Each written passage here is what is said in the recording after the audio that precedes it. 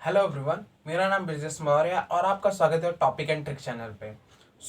आज हम पढ़ेंगे सेक्शन 171 ऑफ कंपनी एक्ट 2013 जो बताता है डिवेंचर। डिवेंचर इशू कैसे करते हैं, क्या कंडीशन होते हैं और क्या टर्म होते हैं जो डिवेंचर इशू करते टाइम हमें अप्लाई करने पड़ते हैं, ठीक है, कंप्लाई करने पड़ते हैं। अगर किसी को डिवेंचर के बारे में नहीं पता तो हमने इस पर सेपरेट वीडियो बना रखी है जो लिंक डिस्क्रिप्शन में दे रखी है। वहां से जाके पहले डिवेंचर के बारे में पता कर पाएंगे कि डिवेंचर होते क्या है और ये कितने प्रकार के होते हैं। फिर उसके बाद हम सेक्शन 71 जो कंपनी एक्ट का दे रखा है, कंपनी एक्ट 2013, उसको स्टार्ट करेंगे। चलिए हम स्टार्ट करते हैं सेक्शन 71 ऑफ कंपनी एक्ट 2013 जो बताता है section 71 issue of debenture. Issue of debenture जब इशू करते हैं, इशू करते टाइम हमें कौन कौन से टर्म एंड कंडीशन और कौन से सब सेक्शन है जो अप्लाई करने पड़ते हैं। तो पहले स्टार्ट करते हैं सेक्शन 71 सबसेक्शन 1 जो बताता है डिवेंचर कन्वर्ट। और डिवेंचर कन्वर्ट का मतलब होता है कि डिवेंचर जो हमने इशू कर रखे हैं वो at the date of redemption वो हम उसे शेयर्स में कन्वर्ट कर सकते हैं, या फिर पार्सली या फिर होली। मगर उसे कन्वर्ट करने के लिए हमें स्पेशल रेजोल्यूशन पास करना पड़ता है जनरल मीटिंग में, जिसके जिसके द्वारा हम अपने जितने भी डिवेंचर है उन डिवेंचर को कन्वर्ट कर सकते हैं शेयर्स में। और फिर debenture not carrying voting right according to section 71 subsection 2 बोलता है कि जैसे शेयर्स के पास वोटिंग राइट होती है वैसे डिवेंचर होल्डर के पास बिल्कुल नहीं होती, जिसे डिवेंचर होल्डर वोट नहीं कर सकते जनरल मीटिंग में, जैसे शेयर होल्डर इक्विटी होल्डर अपनी वोटिंग राइट देते हैं जनरल मीटिंग में। अब बात करते हैं section 71 subsection 3 secure debenture. Secure debenture का मतलब ये होता है कि जो हमने डिवेंचर इशू करे गए वो किसी सिक्योर है। ये ना कि अगर कंपनी जब वाइंडिंग अप हो रही है तो हम डिवेंचर होल्डर जितने हैं उनको पैसा ना दे पाए। अगर ना दे पाए तो हम जितने भी असेट्स होते हैं जो सिक्योर अटैच करे गए हैं डिवेंचर होल्डर के डिवेंचर के साथ उन्हें बेच के हम डिवेंचर होल्डर के पैसे दे देंगे। मगर अब पहले क्या होता था कि हम इरिडीमेबल भी डिवेंचर इशू कर सकते थे अकॉर्डिंग टू कंपनी एक्ट 1956। मगर जब कंपनी एक्ट 2013 आया तो हम सिक्योर डिवेंचर जो होते हैं वो रिडीम करवा देंगे 10 ईयर के अंदर। और कुछ ऐसी कंपनियां हैं जो एंगेज है setting up engage in infrastructure project में, जो अपने डिवेंचर है जो सिक्योर है वो रिडीम करवा सकती हैं 30 साल, 10 साल से ज़्यादा, मगर 30 साल के अंदर उन्हें अपने जो डिवेंचर है उन्हें रिडीम करवाना ही करवाना होगा। मगर उन कंपनियों को छोड़ के जो और कंपनियां उन्हें अपने डिवेंचर को 10 साल के अंदर रिडीम ही करवाना पड़ेगा। तो क्या बोला है कि सिक्योर डिवेंचर हम इशू कर सकते हैं मगर 10 साल तक ही, और इंफ्रास्ट्रक्चर प्रोजेक्ट वाली जो कंपनियां हैं वो 10 साल से ज़्यादा मगर 30 साल तक ही अपने जो सिक्योर डिवेंचर है वो रख सकती है, रिडीम नहीं कर सकती, मगर 30 साल के बाद वो उन्हें रिडीम करवाना ही पड़ेगा अकॉर्डिंग टू सेक्शन 71 सबसेक्शन 3। अब सेक्शन 71 सबसेक्शन 4 जब कंपनी डिवेंचर इशू करती है तो उसे एक अकाउंट बनाना पड़ता है जिसे बोलते हैं debenture redemption account. Debenture redemption account में क्या करना पड़ता है, जब प्रॉफिट होता है तो प्रॉफिट का कुछ हिस्सा उस डिवेंचर रिडम्पशन अकाउंट में रखना पड़ता है एज ए इंटरेस्ट, जो डिवेंचर होल्डर्स को हम टाइम टाइम पे जिससे निकाल के डिवेंचर रिडम्पशन अकाउंट में से निकाल के हम डिवेंचर होल्डर को टाइम टाइम पे इंटरेस्ट देते रहे, और जब हमारे पास प्रॉफिट आ रहा है तो उसका कुछ हिस्सा हम अपने डीआरआर में रख सके, किसके द्वारा, अकॉर्डिंग टू सेक्शन 71 सबसेक्शन 4। अब बात करते हैं सेक्शन 71 सबसेक्शन 5 डिवेंचर ट्रस्टी। अब क्या होता है कि डिवेंचर ट्रस्ट अपॉइंट करना पड़ता है।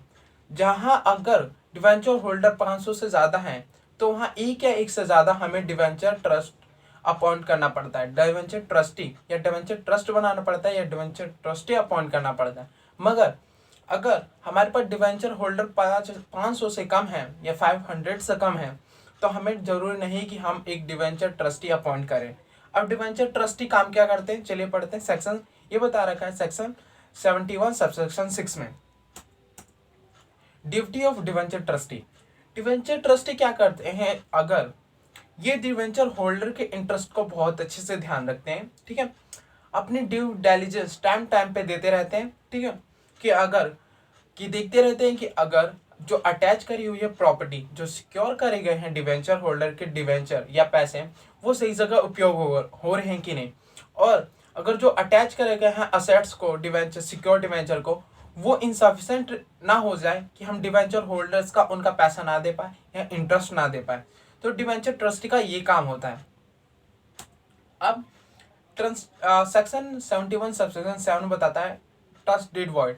अब ट्रस्ट डीड वॉइड कब माना जाता है? जब जो हमने ट्रस्टी के साथ अपना एग्रीमेंट करा होता है या डीड बनाया होता है, वो वॉइड कब होता है? कब होता है? जब जो ट्रस्टी होती है, ट्रस्टी जो होती है वो अपने फायदे के लिए काम करने लग जाए, वो ध्यान ना दे कि जो डिवेंचर होल्डर हैं उनका पैसा जो लगाया हुआ है वो सही तरीके से उपयोग नहीं हो रहा, और जो असेट्स अटैच करे हो उनका गलत फायदा उठा रहा है ये डिवेंचर ट्रस्टी, तब उनके एग्रीमेंट को हम अवॉइड कर दिए जाते हैं, जिससे कि डिवेंचर ट्रस्टी जो गलत फायदा उठा रहे हो वो ना उठा पाए, उनके वॉइड का खत्म कर दिया जाए, जिससे कोई भी डिवेंचर ट्रस्टी अपना फायदा ना देख पाए। ये बताता है सेक्शन 71 सबसेक्शन 7। अब section 71 subsection 8, redeem according to term and condition. जब जो सिक्योर डिवेंचर होते हैं या डिवेंचर होते हैं उन्हें हमें रिडीम करना होता है 10 साल के बाद, ये आपको पता है। तो जब रिडीम करना होता है तो term and condition rule regulation को देखते हुए हम अपने डिवेंचर को रिडीम करेंगे। हम रूल रेगुलेशन जो अप्लाई नहीं करता उसके ऊपर ऑफेंस का पनिशेबल ऑफेंस का सेक्शन लग जाता है, जिसके वजह से जितने भी ऑफिसर होते हैं जो अप्लाई नहीं करते सेक्शन 71 सबसेक्शन 8, उनको फाइन देना पड़ता और इम्प्रिजमेंट भी हो सकती है। इसलिए जब हम डिवेंचर रिडीम करते हैं तो हमें टर्म एंड कंडीशन रूल या रेगुलेशन का ध्यान देते हुए रिडीम करना चाहिए डिवेंचर का। अब file petition in case of insufficient, section 71 subsection 9 बोलता है कि जब असेट जो अटैच करे गए हैं अगर वो इनसफिशिएंट हो जाते हैं ट्रस्टी के नज़रों में, तो ट्रस्टी क्या करेगा कि एक पिटीशन फाइल करेगा किसके सामने? एनसीएलटी के सामने। एनसीएलटी को अगर लगता है कि जो असेट्स इन्होंने अटैच कर रखे हैं कंपनी ने डिवेंचर होल्डर के सिक्योर डिवेंचर के साथ, अगर वो इनसफिशिएंट हो जाते हैं कि अगर डिवेंचर होल्डर का इंटरेस्ट ना प्रिंसिपल अमाउंट दे सके, तो उनके असेट्स को उनके डिवेंचर को तुरंत रिडीम करवा दिया जाता है और प्रिंसिपल अमाउंट जो इंटरेस्ट है वो दे दिया जाता है according to section 71 subsection 9। Fail to pay, यहाँ पर भी as like section 71 subsection 9 applicable था, सेम वैसे यहाँ पर भी होता है। क्या होता है? अगर कंपनी इंटरेस्ट नहीं दे पाती डिवेंचर होल्डर का, तो एनसीएलटी जो होता है वो इशू करता है ऑर्डर और बोलता है कि आप तुरंत जितने भी डिवेंचर होल्डर के डिवेंचर को उनको रिडीम करें, उनके प्रिंसिपल अमाउंट और जो इंटरेस्ट अभी तक जितना बना है वो उनकी इंटरेस्ट को तुरंत के तुरंत पे कर दें। अब सेक्शन 71 सबसेक्शन 11, जो 71 सेक्शन का अप्लाई नहीं करता उसे पनिशेबल या ऑफेंडर कह दिया जाता है। तो जो ऑफेंडर होते हैं, जो ऑफिसर होते हैं जो ऑफेंड करते हैं सेक्शन 71 का, उनको इम्प्रिजमेंट दे दी जाती है 3 साल तक की, या फिर उससे कम हो सकता है मगर 3 साल से ज़्यादा नहीं होगा, और फाइन भरना पड़ता है 2 लाख से कम मगर 3 लाख तक उन्हें फाइन भरना पड़ता है। जो सेक्शन 71 अप्लाई सही तरीके से नहीं करते या फिर सेक्शन 71 कंप्लाई करते टाइम वो ऑफेंड करते हैं, जो डिवेंचर होल्डर का बहुत नुकसान हो जाता है। सो ये हमारा टॉपिक यहीं ख़त्म होता है। अगर आपको वीडियो पसंद आई हो तो लाइक ज़रूर करना। अगर और भी आपको टॉपिक के बारे में ऐसे ही सेक्शन के बारे में जानना है तो इस चैनल को ज़रूर सब्सक्राइब करें। Thank you.